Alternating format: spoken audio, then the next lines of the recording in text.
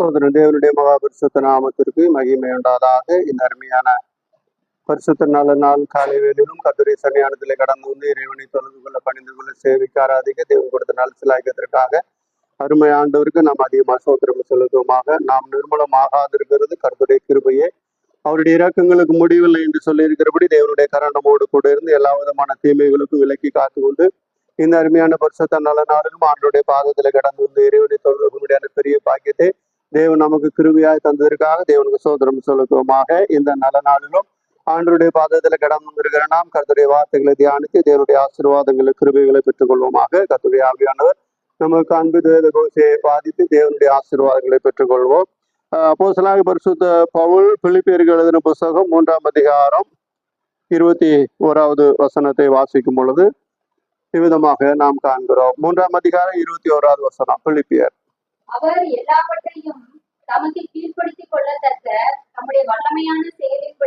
அவர் எல்லாவற்றையும் தமக்கு கீழ்ப்படுத்திக் கொள்ளத்தக்க தம்முடைய வல்லமையான செயலின்படியே தம்முடைய வல்லமையான செயலின்படியே அற்பமான சரீரத்தை தம்முடைய மகிமையான சரீரத்துக்கு ஒப்பாக மறுரூபப்படுத்துவார். நம்முடைய அற்பமான சரீரத்தை தம்முடைய மகிமையான சரீரத்துக்கு ஒப்பாக மறுரூபப்படுத்துவார் என்று சொல்லி பரிசுத்த ஆவியானவர் பரிசுத்த பவுல் மூலமாக எழுதி வைத்திருக்கிறதை நாம் பார்க்கிறோம்.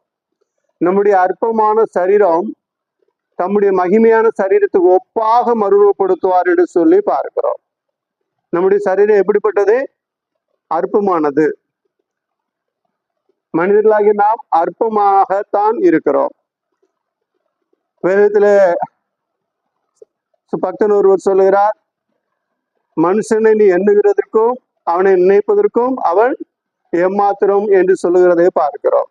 இன்னொரு இடத்துல பார்க்கும் பொழுது மனிதனுக்கு எவ்விதமான கணம் கொடுத்திருக்கிறார் என்றால் தேவ தூதரிலும் சற்று சிறியவனாக மாற்றி இருக்கிறார் என்று சொல்லி பார்க்கிறோம். இப்படி தேவனாகி கர்த்தர் மனிதனை அருமையாக படைத்து வைத்த பொழுது மனிதன் பிசாசுக்கு இடம் கொடுத்து தன்னுடைய சரீரத்திலே பாவம் செய்தபடினாலே தேவனுடைய சன்னிதானத்தை விட்டு தூரமாக விலகி போனார் என்று சொல்லி பார்க்கிறோம்.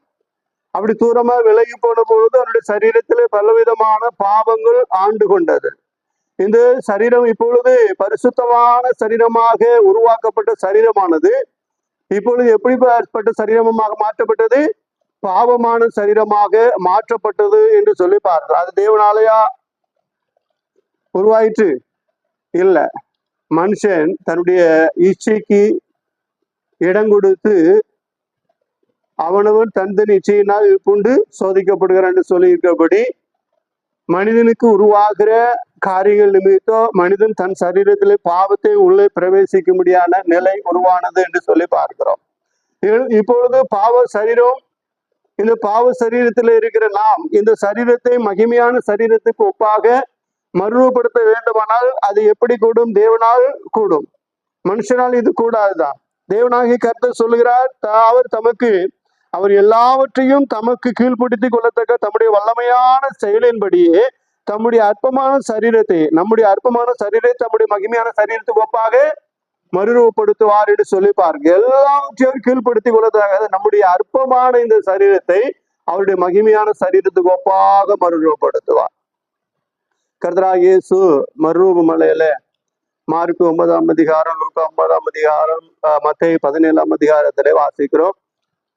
அப்போ ஆண்டவராய் இறைவன் தம்முடைய அப்போஸ்தலர்களை கூட்டி கொண்டு போய் அங்கே யோவான், பேதுரு, யாக்கோபு 3 பேருக்கு முன்பாக அங்கே மறுரூப மலையில என்ன செஞ்சார்? மறுரூபமானார் என்று சொல்லி பார்க்கிறோம். அவர் மறுரூபமானார். அவருடைய சரீரம் பாவமே இல்லாத சரீரம், பரிசுத்தமான ஒரு சரீரம். அதனால அவர் எப்பொழுதெல்லாம் மகிமை அடைய வேண்டும் என்று விரும்புகிறார், அப்பொழுதுதான் அவர் மகிமை அடைவார், மறுரூபப்படுவார். ஆனால் நம்முடைய சரீரம் அப்படிப்பட்டதல்ல. இயேசு மறுரூபப்பட்டார் அதனால என்று சொல்வதற்கல்ல. இயேசு அவர் இறைவன் மனிதனாக இந்த பூமியிலே கடந்து வந்தார். அவர் பூமியில மனிதனாக வருவதற்கு ஒரு சரீரம் தேவைப்பட்டது. அதனால் அந்த சரீரத்தை கொண்டு வந்தார் என்று சொல்லி நாம் பார்க்கிறோம். ஆனால் மனிதர்களாகி நாம் இந்த பூமிக்குரியவர்களாக இருக்கிறோம். இந்த பூமிக்குரியவர்களாகி நம்மை தேவன் அவருடைய மகிமையான சரீரத்துக்கு ஒப்பாக மறுரூபப்படுத்துவதற்கு அவர் இந்த பூமியில கடந்து வந்து நமக்காக கல்வாரி சிலுவையிலே 3 ஆணியிலே தொங்கி தம்முடைய சரீரத்தை நமக்காக கொடுத்து இரத்தத்தை எல்லாம் சிந்தி மரித்து அடக்கம் பண்ணப்பட்டு 3ஆம் நாள் உயிரோடு எழுந்தார் என்று சொல்லி பார்க்கிறோம். அவர் நமக்காக, நம்முடைய சரீரத்துக்காக, நம்முடைய ஆத்மாவிற்காக, நம்முடைய ஆவிக்காக அவர் மரித்தபடினாலே, மரித்து உயிர் தெழுந்தபடினாலே நம்முடைய இந்த அற்பமான சரீரமும் அவருக்குள் அப்போஸ்தலனாகிய பரிசுத்த பவுல் சொல்லும் பொழுது, ஞானஸ்நானம் நீங்கள் எடுக்கும் பொழுது பாவத்திற்கு மரித்து நீதிக்கு பிழைக்கிறீர்கள் என்று சொல்லி இருக்கிறபடி, ஆவிதமாக அப்படிப்பட்ட ஒரு உடன்படிக்கைக்குள்ளாக நாம் கடந்து போகிறபடினாலே தேவனாகிய கர்த்தர் நம்முடைய சரீரத்தை மகிமைப்படுத்துவார் என்று சொல்லி பார்க்கிறோம். இந்த சரீரம் மகிமையான ஒரு காரியத்தை சுதந்திரித்துக் கொள்ள வேண்டும். இது நாம் அழைக்கப்பட்ட அழைப்பானது அதாவது உன்னதமான ஒரு அழைப்பாக இருக்கிறது. நாம் ஒரு மேன்மையான ஒரு அழைப்புக்குள்ளாக அழைக்கப்பட்டிருக்கிறோம். நாம் மனிதர்களாகிய இந்த மண்ணிலே மாய்ந்து போவதற்காக அழைக்கப்படவில்லை. மேன்மையான காரியங்களை நோக்கி பார்த்து பரலோகத்தின் காரியங்களை அறிந்து கொள்ள முடியாத, பரலோகத்திலே இறைவனுக்கு முன்பாக சதா காலமும் ஆண்டவரை ஆராதிக்க முடியாத நாம் அழைக்கப்பட்டிருக்கிறோம். ஏசாயாவிலே வாசிக்கிற, இந்த ஜனத்தை எனக்கென்று ஏற்படுத்தினேன், இவர்கள் என் துதியை சொல்லி வருவார்கள் என்று சொல்லி இருக்கிறத விதமாக பார்க்கிறோம். நாம் அழைக்கப்பட்ட அழைப்பு மிகவும் மேன்மையானது, உன்னதமானது. ஏன் சாத்தா நம்மளை ரொம்ப தொந்தரவுப்படுத்துறான் தெரியுமா? ஆண்டவரிடத்துல இப்போது எல்லா நாட்டிலுமே படைகள் உண்டு. எத்தனை படைகள் உண்டு? முப்படைகள் உண்டு. என்ன படைகள்லாம்? தரைப்படை, தரைப்படை, கப்பல் படை, விமானப்படை. என்ன? அப்போ 3 படைகள் இருக்குது. இதே மாதிரி இந்த வானத்தையும் பூமி உண்டாக்குன இறைவிடத்துல படைகள் உண்டு தானே? ஏராளமான தேவ சேனைகள் உண்டு தானே? அதுல 30 படைகள் உண்டு தானே? அதுல 30 படைகள்ல பிரதான தூதர்கள் 2 பேரு நாம் வேதத்துல வாசிக்கிறோம். யாரெல்லாம்? 1, 2 காபிரியல். இந்த 2 பேர்களையும் என்ன செய்யறோம்? அடிக்கடி நான் வாசிக்கிறோம். இந்த 2 பேர் தான் ஏதாவது மெசேஜ் கொண்டு போவதற்கு மெசேஞ்சரின் தலைவராக மிகாவில் படைத்தலைவராக இருக்கிறார். மிகாவில் படையில ஏராளமான தூதர்கள் உண்டு. அதுல யாராவது ஒரு தூதன் வந்தாலும் காபிரியல் படையில ஏராளமான தூதர்கள் உண்டு. அந்த ஏராளமான தூதர்கள் அந்த தூதர்கள் யாராவது ஒருவர் வந்தாலும் காபிரியல் வந்ததாகத்தான் அர்த்தம். மிகாவிலுடைய படையில ஏராளமான தூதர்கள் உண்டு. அந்த தூதர்கள் படையில யாராவது வந்து நமக்கு பாதுகாப்பு கொடுக்கிறாருண்டா அது மிகாவிலே வந்ததாகத்தான் அர்த்தம். யுத்தத்துக்கு மிகாவேலும் நற்செய்தி கொடுப்பதற்கு யாரு? காபிரியலும் இருக்கிறார்கள். இன்னொரு படம் இருந்துச்சு. அது என்ன படம் தெரியுமா? அது இறைவனை துதித்து கொண்டே இருக்கும் படை. இறைவனை எப்போயும் எனி நேரமும் துதிச்சுக்கிட்டே இருக்கும். துதிச்சு 24 மணி நேரமும் அவருக்கு என்ன வேலை? தேவனை துதிக்கிறதுதான் வேலை. இப்போ 12 கோத்திரங்களை குறித்து நாம் பார்க்கிறோம். ரோபன், சிமியோன், லேவி, இசக்கார் அப்படின்னு சொல்லிட்டு வாழ்ந்துகிட்டே இருக்கோம் இல்லையா? அந்த லேவி கோத்திரத்தை கர்த்தர் என்ன செய்யறாருன்னா 12 கோத்திரத்துல இருந்து லேவி கோத்திரத்தை தனியா பிரிச்சு எடுத்துட்டார். இப்போ கானானுக்குள்ள போகும்பொழுது, கானானுக்குள்ள போனோம்னா 12 பங்கு வச்சாலும் அங்க லேவி கோத்திரத்துக்கு என்ன கொடுக்கல? சுதந்திரம் கொடுக்கல. அந்த லேவி கோத்திரத்தை 12, அதாவது ஒரு கோத்திரத்துக்கு 4 இடமாக அதை அனுப்பி வைத்தார்கள்.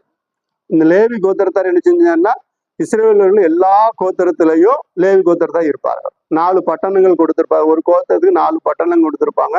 அந்த 4 பட்டணத்துல லேவியர்களுக்கு கொடுத்திருப்பாங்க. லேவியர்கள் அங்கேயே இருப்பாங்க. ஏன் அப்படின்னா, அந்த லேவியர்கள் அங்கே இருந்து அவர்கள் அங்கே அந்த கோத்திரத்தாயத்தில் மத்தியில இருந்து தேவனை ஆராதிக்கவும், தேவனை தொழுது கொள்ளவும், தெய்வீக காரியங்களை ஜனங்களுக்கு போதிக்கவும் அவர்களை நியமித்திருந்தார். அப்போ அந்த லேவி கோத்திரத்தார் என்ன செய்யணும்? இரவும் பகலும் தேவனை ஆராதிக்க முடியாக, தேவனை வணங்க முடியாக, தேவனுக்கு பணிவிடை செய்ய முடியாக, தெய்வீக காரியங்களை தலையிட முடியாக அவர்கள் நியமிக்கப்பட்டிருந்தார்கள். அப்படியே இறைவன் முப்படையில் ஒரு படை, அதாவது ஒரு கூட்ட தூதர்களை கர்த்தர் எப்படி வச்சிருந்தாரு?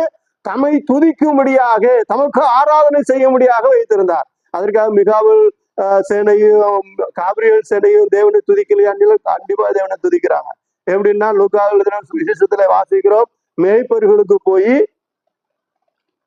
செய்தி அறிவிச்சாங்க. யார் அறிவிச்சது? காபிரியல் தூதருடைய சேனை தான் போச்சு. காபிரியல் தூதருடைய சேனை போய் செய்தி அறிவிச்ச உடனே அவர்களோடு சேர்ந்து ஏராளமான தேவ சேனைகள் எழுப்பி என்ன செஞ்சாங்க? தேவனை துதித்தார்கள். உன்னதத்துல தேவனுக்கு மகிமை, பூமியில சமாதானம், மனுஷன் மேல் பிரியம் உண்டாதா என்று சொல்லி அவர்கள் தேவனை துதித்தார்கள். அவர்கள் தேவனை துதிப்பார்கள். 12 கோத்திரத்தாரும் தேவனை மகிமைப்படுத்துவார்கள்.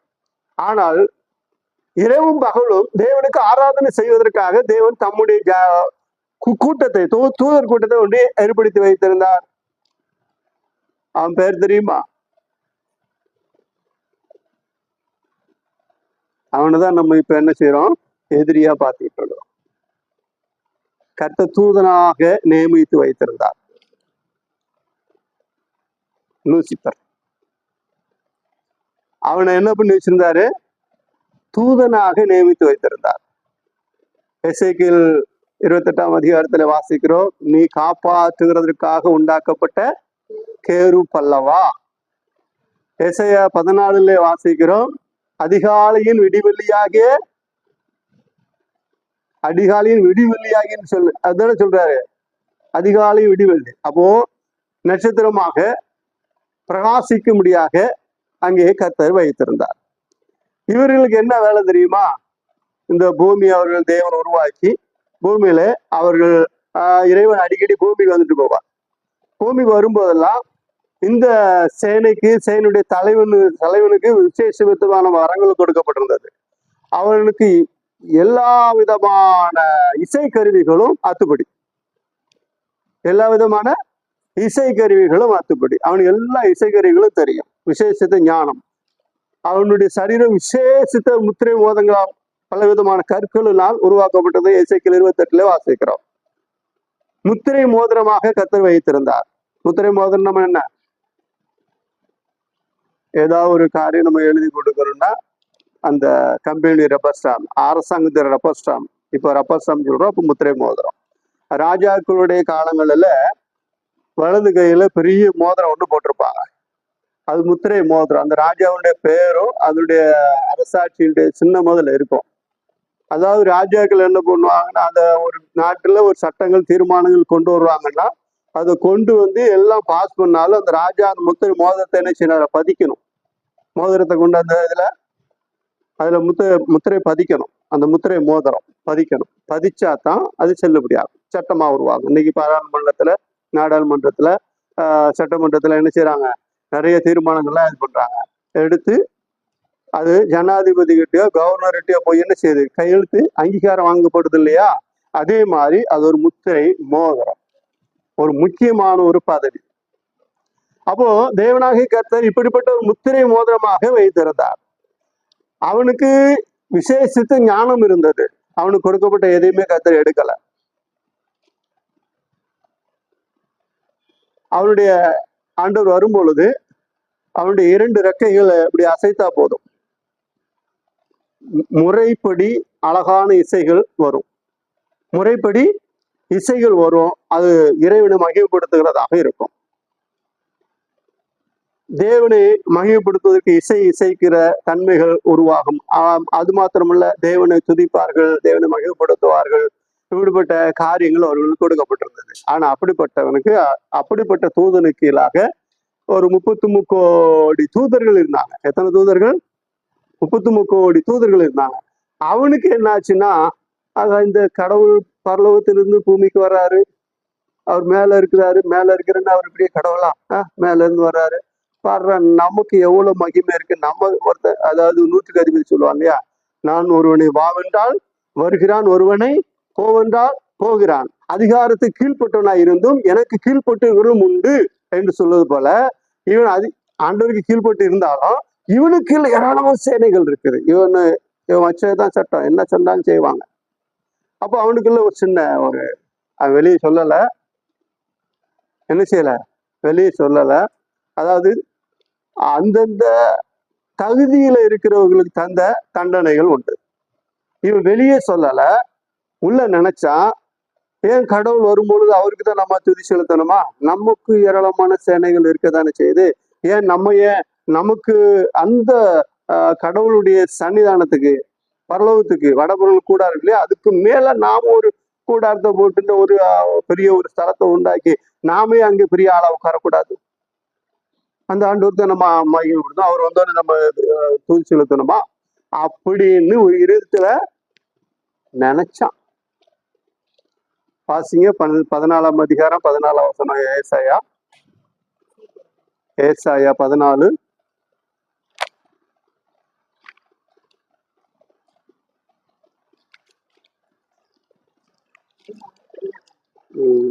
எடுத்து வாசி.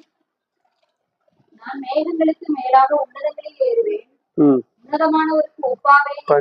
12 இருந்து வாசிங்க. அதிகாலையின் மகனாகிய விடிவெளியே, நீ வானத்திலிருந்து விழுந்தாயே, ஜாதிகளை ஈனப்படுத்தினவனே, நீ தரையிலே விழ வெட்டப்பட்டாயே.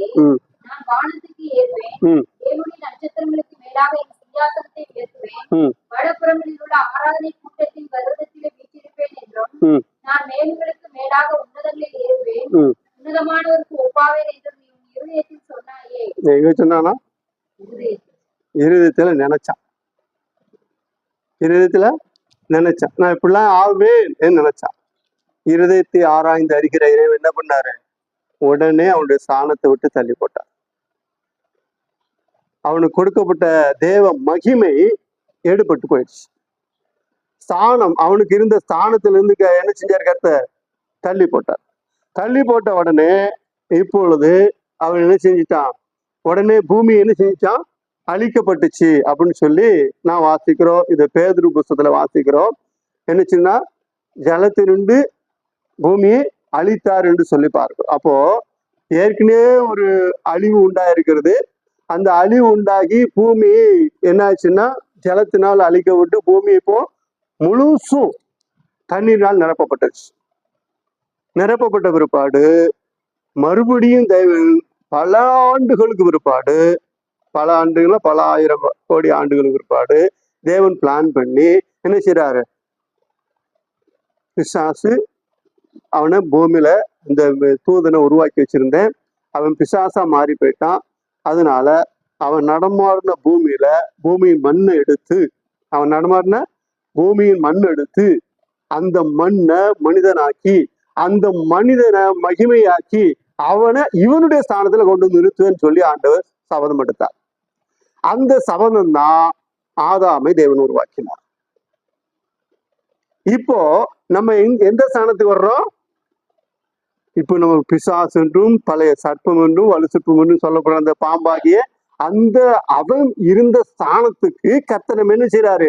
கொண்டு வர்றாரு. அதனாலதான் பிசாசு என்ன பண்றான்? நம்மளோட போராடுறான், நம்மளோட என்ன செய்யறான்? பிரச்சனை பண்றான். நம்ம எதுக்கு எடுத்தாலும் பிசாசு போராடிட்டான், பிசாசு போறான் அப்படி இல்லை. அவன் செய்யறது வேலை செய்யதான் செய்வோம். ஆனா நாம் தேவனுக்கு பிரியமாக நாம் நடந்து கொள்ள வேண்டும். சரி, அவனை தள்ளி போட்டாரு. அப்போ அவனை தள்ளி போட்டு அவனுக்குள்ள எல்லா ஞானமும் அவனுக்கு கொடுக்கப்பட்ட வரங்களை எடுத்துக்கொள்ள வேண்டானே அப்படின்னு இல்லை. தேவன் என்ன செஞ்சிட்டாருன்னா, வரத்தை கொடுத்தவர் என்ன செய்யல? எடுக்கல. அவனுக்கு கொடுக்கப்பட்ட வரம் அவனுக்கு அப்படியே தான் இருக்கு. தேவ மகிமையை இழந்துட்டான், அவ்வளவுதான், வேற ஒண்ணும் இல்லை. தேவ மகிமையை இழந்துட்டான். அதனாலதான் அவன் அற்புதம் செய்வான், அவனும் நிறைய மிராக்கிள், நிறைய காரியங்களும் அவன் செய்வான். ஏன் அவன் அப்படி செய்யறான்னா, அவனுக்கு கொடுக்கப்பட்ட எந்த ஞானம் எந்த காரியமும் அவனை விட்டு எடுக்கப்படவில்லை என்று சொல்லி பார்க்கிறோம். தேவனுடைய மகாபரிசுத்த நாமத்திற்கு மகிமையுண்டதாக. இப்பொழுது மனிதனை மண்ணினாலே உருவாக்குகிறார். உருவாக்குன உடனே அவனை உருவாக்கி, ஆதாம் என்கிற மனிதனை உருவாக்கி, அவனுக்கு தேவையான எல்லாத்தையும் பூமியில உருவாக்கி, மிருக ஜீவன்களாம் உருவாக்கி, அந்த மிருக ஜீவன்களா பறவைகள், ஊர் பிராணிகள், ஆகாயத்து மீன், மச்சம் எல்லாவற்றுக்கும் ஆதாமையே பெயரிட வைக்கிறார். இப்ப ஆதாம் யாரு? பூமியினுடைய ராஜா. பூமிக்கு யாரு? ஆதாமு ராஜா. ஆனா சர்வலோகத்துக்கு ராஜா யாரு? ராஜாதி ராஜா கர்த்தர். இப்ப அந்த ராஜாவுக்கு இந்த ஆதாம் யாரு? பிள்ளை. அப்போ இப்பொழுது கர்த்தர் வருகிறார். எப்பொழுதெல்லாம் வருவாரா? குளிர்ச்சியான வேலையில. சரி, குளிர்ச்சியான வேலையிலன்னா இந்த மாதிரி அந்த காலத்துல வெயில் அடிச்சுட்டு இருந்துச்சா? கிடையாது. ஏன்னா நோவா காலம் வரைக்கும் ஒரு பொருளை நம்ம வச்சோம்னா கெட்டு போகவே கெட்டு போகாது. பொருளை வச்சோம்னா கெடவே கெடாது. ஏன் தெரியுமா? தேவன் பூமியை சீர்படுத்தும் பொழுது என்ன செய்யறாரு? ஜலத்தினுடைய ஜலம் பிரிய கடவுது. கொஞ்சம் ஜலத்தை எடுத்து என்ன செய்யறாரு? ஆகாய விரிவுல வைக்கிறார் இல்லையா? ஆகாய மண்டலத்துல ஜலத்தை வச்சிருக்காரு. இப்போ பூமியில ஜலம் இருக்குது. அப்ப என்ன செய்யறாருன்னா ஜலமெல்லாம் ஓரிடம் சேரவும் வெட்டாந்தரை உண்டாகவும் அப்படிங்கிறார். அப்போ முதல்ல பூமியில எத்தனை கண்டம் இருந்துச்சு? ஒரே ஒரு கண்டம் தான் இருந்துச்சு. இப்ப இருக்கிற மாதிரி 5 கண்டம்லாம் கிடையாது. ஒரே ஒரு கண்டம் இருந்துச்சு. அந்த ஒரு கண்டம் தான் எப்படின்னா ஒரே வெட்டாந்தரை தானே உருவாக்குது. ஜலம் பூரா வேற பக்கம் ஒரு பக்கமா சேரு, அது சமுத்திரம். இன்னும் வெட்டாந்தரை காணப்படுற இடத்து பூமி. அப்போ வெட்டாந்தரை அந்த இடத்துல தேவன் என்ன செய்யறாருன்னா ஒரு தோட்டத்தை உருவாக்கி அந்த தோட்டத்தை அங்க பூமியில மரம் செடிகள்லாம் முளைக்க வச்சு நடமாடும் மிருக ஜீவன்கள் ஊரும் பறவைகள் இருந்து எல்லாவற்றையும் கத்தை உருவாக்கி வைத்து விட்டு ஆதாமையும் உருவாக்கி வைத்து தோட்டத்தை உருவாக்கி தோட்டத்துல கொண்டு ஆதாம வைக்கிறார். இப்போ ஆதாமுக்கு எந்த விதமான கஷ்டம் கிடையாது. அப்பெல்லாம் வெயிலும் கிடையாது. ஏன்னா வெயில் வராது. ஏன்னா மேகம் அப்படியே அடைச்சிக்கிட்டு இருக்கும். அந்த சூரிய கதிர் மேல என்ன இருக்குது? மேகமாக தண்ணி இருக்கிறது. சூரிய கதிர் என்ன செய்யாது? கீழே வந்து பாதிக்காது. உதாரணம் கொடைக்கானல், ஊட்டி இந்த மாதிரி இடங்கள், சிம்லா இந்த மாதிரி இடங்களுக்கு போனா என்ன ஆகும்? குளிர்ச்சியா இருக்கும். எந்த பொருள் வச்சாலும் என்ன செய்யாது? சீக்கிரத்துல கெட்டு போகும். ஏன்னா சூரிய கதிர் அதிகம் அங்க இல்லாம இருக்கும். அதே போல பூமி முழுவதும் இருந்தது. அப்படி இருக்கும் பொழுது ஆதாம் என்ன செஞ்சாருன்னா ரொம்ப அழகாக அவர் ஜாலியா இருக்கிற கனிகள்லாம் சாப்பிட்டு சுத்திட்டே வந்தார். கர்த்தர் பார்த்தார், மனுஷன் தனிமையா இருப்பது நல்லதில்ல, ஏற்ற துணி உருவாக்கும். ஒரு துணியை உருவாக்கி கொடுத்தார். உருவாக்கின பிற்பாடு இப்போ ஆதாமு கிட்ட வந்து பிசாசு ஏதாவது பேசணும்னா என்ன செய்ய முடியாது? பேச முடியாது. ஏன்னா ஆதாம் உடனே பதில் கொடுத்து போட அப்படின்னு அனுப்பி வச்சிருவார். அதனால பிசாசு பார்த்துக்கிட்டே இருந்தான். எப்படா ஏற்ற துணை எப்போ உருவாக்குவார்னு பார்த்துக்கிட்டே இருந்தான். ஏற்ற துணை உருவாக்குன உடனே இப்பமா ஆதாமு ஏவாளும் கர்த்தருக்கு பிரியமா கர்த்தர் வரும் பொழுதெல்லாம் என்ன எப்பவுமே ஏதேன் தோட்டம் குளிர்ச்சியா தான் இருக்கும். ஆனா எப்போனாலும் கர்த்தர் வருவார். குளிர்ச்சியான வேலையிலன்னு சொல்லியிருக்கு. எப்பவும் சாயந்தரமோ காலையிலயோ மதியம் எப்பவும் தெரியாது. எப்பனாலும் அவர் வருவார்.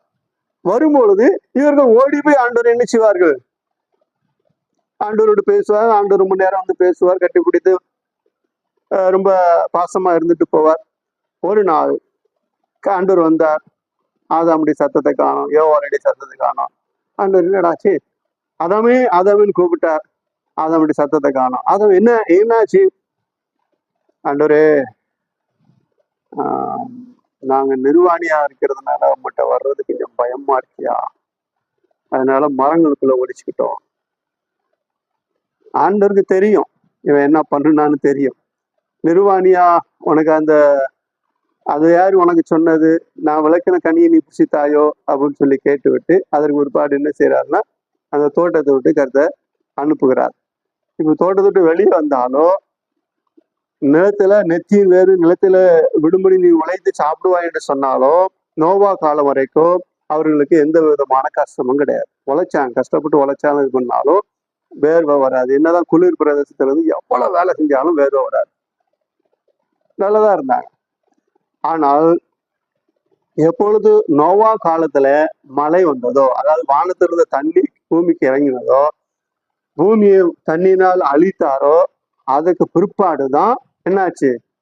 சூரிய கதிர்கள் அதிகமாப்பட்டு, அதனாலதான் நோவா என்ன பண்றாருன்னா அதுக்கு முன்னாடி திராட்சை பழத்தை புழிஞ்சி வச்சு பல மாசம் கழிச்சு குடிச்சிருப்பாங்க, ஒண்ணுமே ஆயிருக்காது. அந்த மெத்தட்ல தான் நோவா என்ன பண்ணாரு? வச்சு குடிச்சார். இப்போ சூரிய கதிர்கள் அதிகமா இறங்குறதுனால, பாக்டீரியா அதிகமா இறங்குறதுனால என்ன ஆயிடுச்சுன்னா புளிப்பு உண்டாயிடுச்சு. அது அவருக்கு தெரியாது. குடிச்ச உடனே போதை உண்டாயிடுச்சு. அதனாலதான் அவர் வஸ்திர விலகி படுத்திருந்தான்னு சொல்லி நாம் பார்க்கிறோம். அப்போ இப்படிப்பட்ட ஒரு சூழ்நிலையில இப்போ என்ன செய்யறாங்கன்னா மனிதனை தேவன் படைத்து வைத்திருக்கிறார். மனிதர்களை படைத்து வைத்தோடனே பிசாசு என்ன பண்றான் அப்படின்னா எப்படிடா இவங்க நம்ம ஸ்தானத்துக்கு கடந்து வரலாம், இவங்க நம்ம ஸ்தானத்துக்கு கடந்து இவங்க வந்தாங்க பண்ணிடுவாங்களே, இவங்களை எப்படி கெடுக்கலாம் என்று சொல்லி யோவானிடத்தில் தந்திரமா பேசி தேவனை விட்டு தூரை விலகும்படி அவன் கிரியை செய்தான். அது மாத்திரமல்ல, தேவனுக்கும் மனிதர்களுக்கும் பகையை உருவாக்கினான். இப்போ தேவன் உருவாக்கின ஒரு மனுஷங்கிட்ட போய் பிசாசு நேரடியா போய் ஆதாமிட்ட போய் நேரடியா சண்டை போட்டா ஆண்டவர் விடுவாரா? விட மாட்டார். ஏன் விட மாட்டார்னா, ஆண்டவர் வந்து சண்டை போடுவார். இஸ்ரவேல் ஜனங்கள் எகிப்துல இருந்து வந்தாங்க. எகிப்துல இருந்து வந்த உடனே என்ன செய்யறாங்க? முன்னாடி சுதந்திர சமுத்திரம், பின்னாடி பார்வனுடைய சேனைகள் இருக்குது. இருக்கிற உடனே இவங்க எல்லாம் பயந்து நடுங்கிட்டு இருக்கிறாங்க. பயந்து நடுங்கின உடனே கர்த்தர் சொல்றாரு, நீங்க சும்மா இருங்க, கர்த்தர் உங்களுக்கு யுத்தம் பண்ணுவார். யாத்திராங்க 14:14 வாசிக்கிறோம். நீங்க சும்மா இருங்க, கர்த்தர் உங்களுக்காக யுத்தம் பண்ணுவார். அப்போ தம்முடைய ஜனங்களுக்காக கர்த்தர் யுத்தம் பண்ணுகிறார். ஆனா பிசாசு என்ன பண்றான் தெரியுமா? நான் வேதத்துல வாசிக்கிறபடி, கொரிந்தியர்ல வாசிக்கிறோம் இல்லையா, அதாவது தம்முடைய ஜனங்களை கானான் எகிப்திலிருந்து அழைத்து வந்து என்ன செஞ்சாரு? கீழ்ப்படியாதவர்களை என்ன செஞ்சாராம்? எகிப்திலிருந்து கொண்டு வந்தாரு. சுதந்திர சமுத்திரத்து வழியாக மேகங்களுக்கெல்லாம் கண்மலை தண்ணீர் எல்லாம் குடிச்செல்லாம் கொண்டு வந்தாரு. கொண்டு வந்து கீழ்ப்படியாதவர்களை என்ன செஞ்சாராம்? தேவன் அழித்தார்.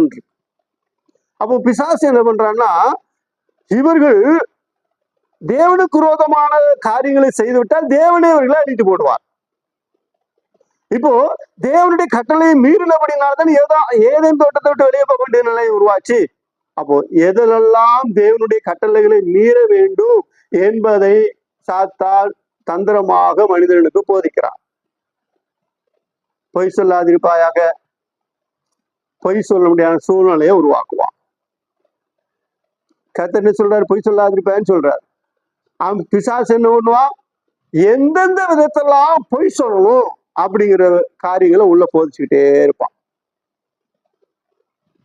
எப்படி ஆயினும் நம்ம போய் அழிச்சா கர்த்தர் வருவார் நம்மகிட்ட கேட்கறது, நம்மகிட்ட சண்டைப்படுறது. உதாரணத்துக்கு யோபுனுடைய புஸ்தகத்துல வாசிக்கிறோம். யோபு குறித்து வேதம் என்ன சொல்லுது? உத்தமனும் சன்மார்க்கனும் தேவனுக்கு பயந்து பொல்லாப்பு உள்ளவனுமாகிய அவனை போல பூமியில் வருவனும் இல்லை அப்படின்னு சொல்றார். யார் சொல்றா? கர்த்தரே சொல்றார். அப்போ அடுத்து வசனங்களை வாசிக்கும் பொழுது பிசாசை பார்த்து ஆண்டவர் கேட்கிறார், நீ எங்க இருந்து வருகிறான்னு சொல்லிக்கிறார். பிசாசு எங்க நின்னா? அவன் எங்க நின்னா ஆண்டவர் கேட்டாரு? தேவபுத்திரர்கள் மத்தியில இருந்தான். தேவபுத்திரர்கள் யாரு?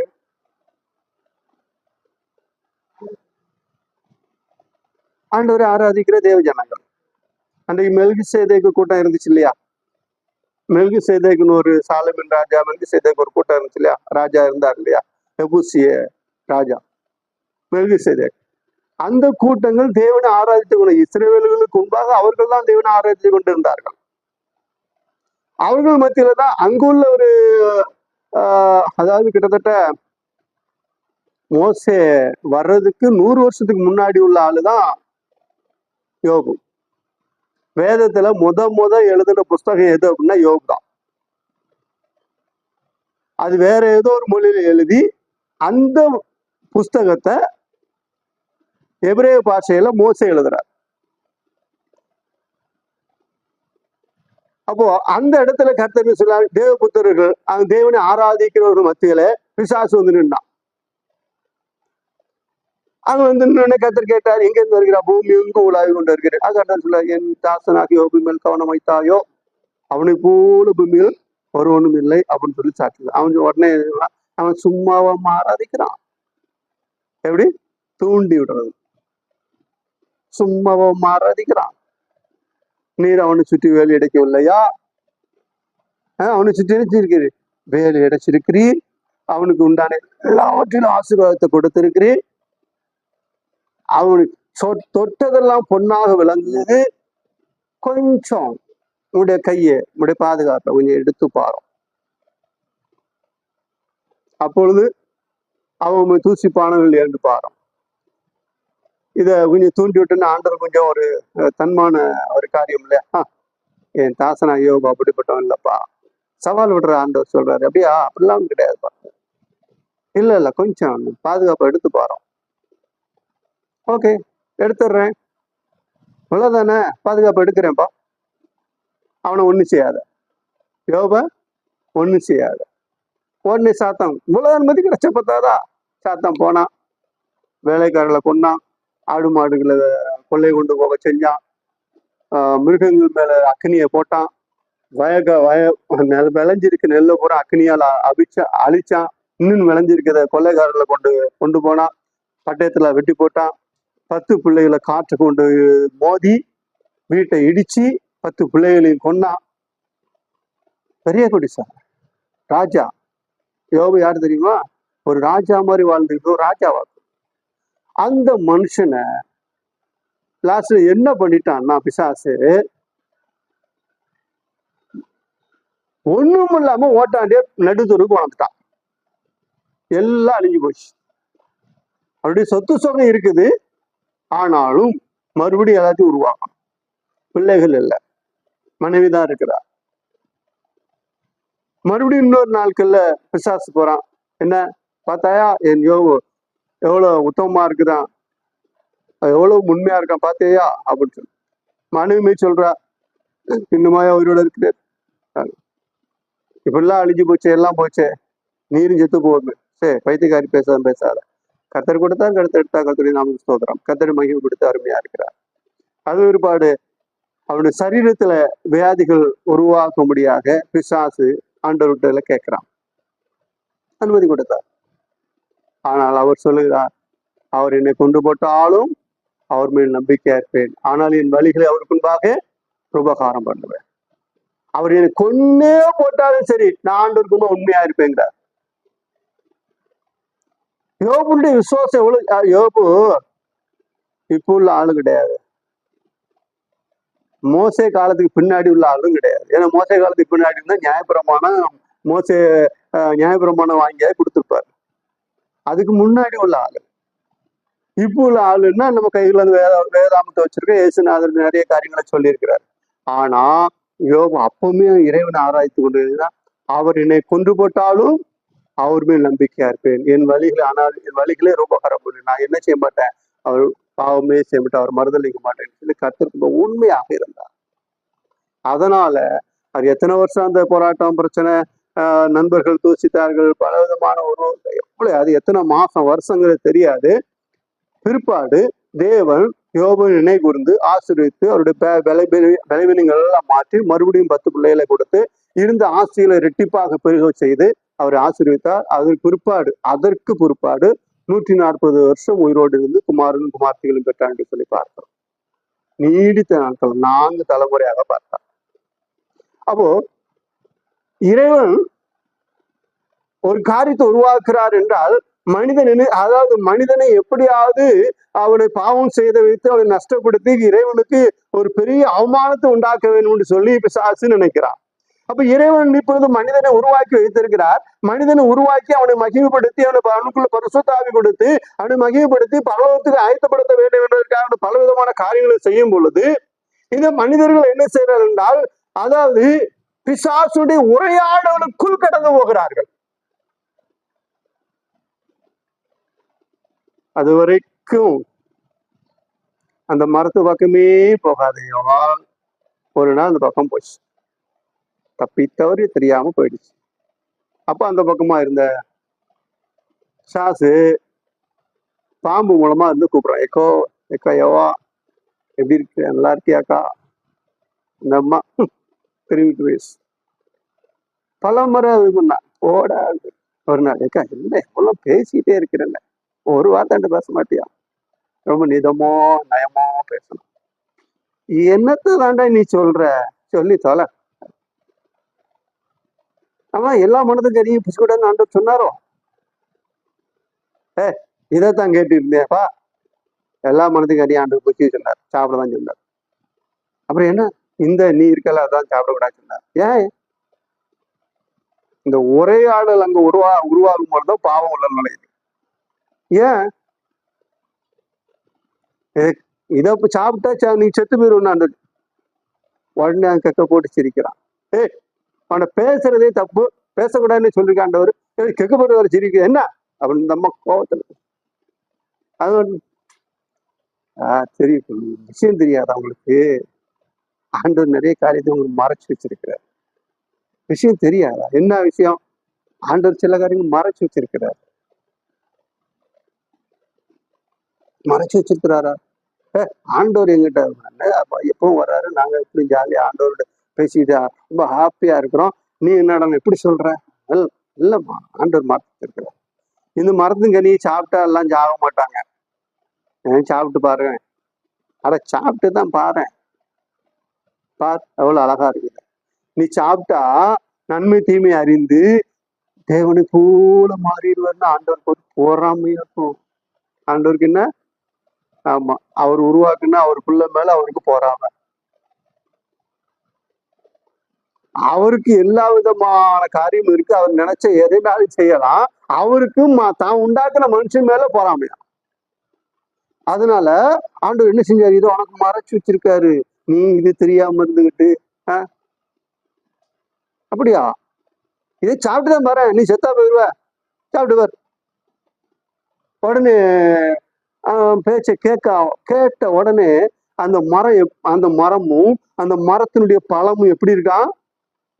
பார்வைக்கு இன்பமும் புசிப்பதற்கு இச்சிக்கப்படத்தக்க விருட்சமா இருக்கிறது கண்டு அந்த அம்மாவை பிசாசா பறிச்சு கொடுத்தான்.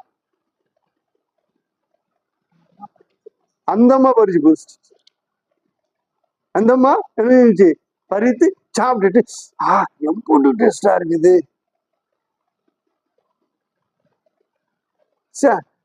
நம்மளும் எவ்வளவு வளர்த்து சாப்பிடுங்க, இவ்வளவு அழகு டேஸ்டா இல்லை, இவ்வளவு நல்லா இருக்குது. அப்படி சாப்பிட்டு இருக்கும்போது அந்த பக்கமா ஆதாம் வர்றாரு. என்ன இது சாப்பிட்டு பாருங்க, எவ்வளவு டேஸ்டா இருக்குது.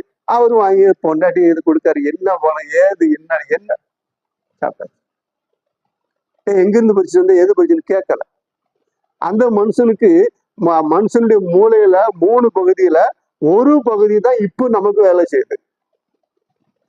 அந்த மனுஷனுக்கு 3 பகுதியுமே வேலை செஞ்சிருச்சு. எவ்வளவு பெரிய ஞானி அவரு! அவரு கேட்க வேண்டாமா? அவரு பொண்டாட்டி கொடுத்தனுன்னு ரொம்ப ஆசையா. அப்படியா? ரொம்ப ஈஸியா. ஏன்னு ஏற்கனவே அந்த அம்மா சாப்பிட்டு ஒருத்தருக்கு 2 பேர் தானே, ஒருத்தருக்கு பழத்தை கொடுத்து சாப்பிட்டு செய்யணும். இது கொடுத்த உடனே அப்படியா வந்து வாங்கிட்டாரு. என்னதான் தின்னுட்டாரு. வாங்கி கடிச்சதுதான். உடனே சாரதம் உள்ள போயிரும்ல. கடிச்ச உடனே ஆஹா தப்பு பண்ணிட்டேமே, வாய்ப்பு இல்ல, சாரு உள்ள போயிடுச்சு. ஏமா எந்த கனியை அப்படின்னு சொல்லும் பொழுது அவர்களை மூடி இருந்த தேவ மகிமை என்கிற வஸ்திரம் அவர்களை விட்டு விலகிடுச்சு. தேவ மகிமைங்கிற வஸ்திரம் அவர் விட்டு விலகின உடனே இவரு யோவால பார்க்கும் பொழுது 2 பேரும் ஒருத்தர் பார்க்கும் பொழுது அப்படின்னு சொல்லி கண்ணை மூடி உடனே ஓடி போய் அத்தியிலையை பறிச்சு தங்களை மானத்தை காத்து கொள்ளுங்க பறிச்சு விரிச்சு மரத்துக்குள்ளுக்கு ஒழிச்சுக்கிட்டாங்க. இப்போ பிசாசு என்ன பண்றான்னா தந்திரமா நுழைஞ்சு இவர்களை கெடுத்து இவர்களே தேவனை தூசிக்க முடியாத நிலையை உருவாக்கி இவர்களே தாங்கள் கட்டுப்போக முடியாத நிலையை உருவாக்குகிறவனாக இருக்கிறான். பிசாசு யாரையும் பிடிச்சி கையில சிகரெட்டை குடிச்சு இதை குடி அப்படின்னு சொல்றதும் இல்லை, சாராயத்தை ஊற்றி அவனை குடின்னு சொல்லி சொல்றதும் இல்லை, குடிக்க வைக்கிறதும் இல்லை, விதமாக விவசாயிகிட்ட நீ போ அப்படின்னு சொல்லி பிடிச்சி தள்ளுறதும் இல்லை. அந்த ஆசையை தூண்டி விடுகிறான். அந்த ஆசையை தூண்டி விடுவான். ஒரு பக்தன் பாட்டு எழுதுற, தூண்டி விட்டு வேடிக்கை பார்க்கிறான் பிசாசு உன்னை. என்ன அப்போ தூண்டி விட்டு வேடிக்கை பார்ப்பான். ஆதியில ஆதாமை கெடுத்த ஆதி பிசாசு சிம்சோனை கெடுத்தான், உன்னையும் கெடுப்பான் அப்படின்னு ஒரு பக்தன் பாடுகிறான். ரொம்ப கவனமா இரு என்று சொல்கிறான். அப்போ பிசாசனும் தூண்டி விட்டு வேடிக்கை பார்ப்பான். தூண்டி விட்டாச்சு, அவன் வந்த வேலை முடிச்சு. இப்போ மனிதனுக்கும் ஆண்டவருக்கும் பகை உருவாயிடுச்சு. பகை உருவாயிடுச்சுன்னு என்ன, ஆண்டவரை பார்த்தோன்னா மனுஷனுக்கு பயம் வந்துருச்சு. ஆண்டவரை பார்த்தோன்னே மனுஷனுக்கு ஆண்டோடைய சத்தத்தை கேட்டோன்னே மனுஷனுக்கு என்ன ஆயிடுச்சு? அதிகம் 3ஆம் அதிகாரத்துல அதுதான் வாசிக்கிறோம். எடுத்து வாசிங்க. அதுல நான் பார்க்கிறோம். ஆதாமே நீ எங்கே இருக்கிறாய் என்று சொன்ன பொழுது சாப்பிட்ட பிற்பாடு கர்த்தர் வந்து கேட்கிறார். அப்பொழுது அவன்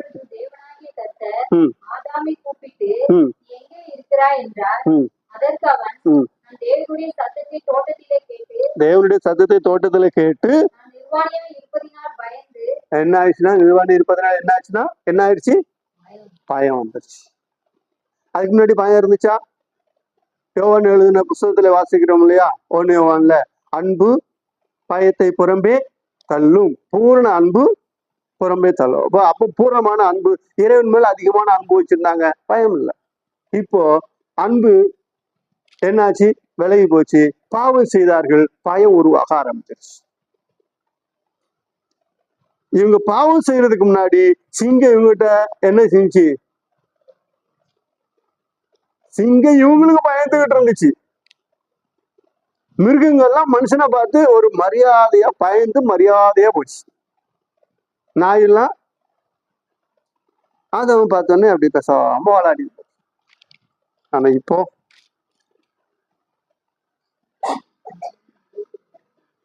ஏன்?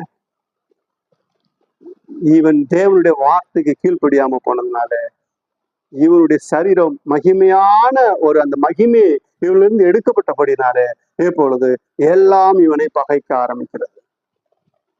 அது மாத்திரமல்ல, இவன் தன்னுடைய தேவனுடைய கிருபையை, தேவனுடைய மகத்துவத்தை, தேவனுடைய வல்லமையை இவன் இழந்து போனபடினாலே தன் சரீரத்துல பல விதமான வியாதிகளை கொண்டிருக்கிறான். இப்ப இந்த வியாதி எல்லாம் என்ன ஆச்சுன்னா எப்போ உருவாச்சு? இவன் என்னைக்கு தேவனுக்கு விரோதமான காரியங்களை செய்தாலும், தேவன் சொல்லுகிற காரியங்களுக்கு கீழ்படியாம போனானோ அப்பொழுது வியாதி உருவாக ஆரம்பிச்சது. பயம் வியாதி பயம். பயம் வந்த உடனே ஒருத்தன் அடிபட்டு கிடக்குறான். ஒருத்தர் ஆஸ்பத்திரியில இருந்தாராம். பார்க்க போனாராம். என்ன ஆச்சு? ஆக்சிடென்ட் ஆயிட்டு. எப்படி? போய்கிட்டு இருந்தேன் சைக்கிள்ல, காருகாரம் வந்து அடிச்சு போட்டு போயிட்டாங்க. அப்புறம் பார்த்து தூக்கிட்டு வந்தாங்க. ரொம்ப முடியாம இருந்தேன், கொஞ்சம் பரவாயில்ல. அப்படியா? அவரு பார்த்து வந்தவர். அப்படியா? பார்த்துக்கா தம்பி, இது பண்ணிடாதீங்க. எங்க பக்கத்து வீட்டுல அப்படிதான் ஒருத்தர் ஆறுதல் சொல்றாராம். எங்க பக்கத்து வீட்டுல ஒருத்தர் இப்படிதான் அடிபட்டு தூக்கிட்டு வந்தாங்க. சும்மாதான் லைட்டா இருந்துட்டுனாப்பா, நல்லாதான் இருந்தேன், நல்லாதான் பேசிட்டு போனேன், பார்த்துட்டு வந்தோம், நல்லா பேசிட்டு இருந்தான் மனுஷன், திடீர்னு செத்து போயிட்டாயா, பாத்துக்காப்பா, உனக்கு அப்படி ஆகாதுன்னா எப்படி ஆறுதல்? அவனே நடுங்கி அவனே உயிர் தப்பி ஆஸ்பத்திரியில வந்து கிடக்குறான். அவனுக்கு இவங்க போய் ஆறுதல் சொல்றாங்களாம். பாத்துக்காயா, சில அம்மா இருக்கலாம், பாத்துக்கா ராசா, உடம்ப பாத்துக்கா, எது ஆயிரும். அவனா செத்து போயிட்டானாம். நல்ல இப்படி செத்து போயிட்டான். உனக்கு ஒண்ணு ஆகாதியா, நல்லா இரு, பாத்துக்காயா. இது ஆறுதல் சொல்ல வந்துச்சா, சபிக்க வந்துச்சா, சாக கொடுக்க வந்துச்சா? அவன் யாருக்குன்னே பயந்துகிட்டு நடக்கிறான். இப்ப கூட ஐயோ நமக்கு இப்படி ஆயிடுச்சுன்னு என்ன, நல்லா இருந்தோம் செத்து போயிட்டானோம்ல, நமக்கு ரொம்ப எல்லாம் அடி போட்டு இருக்குது. அது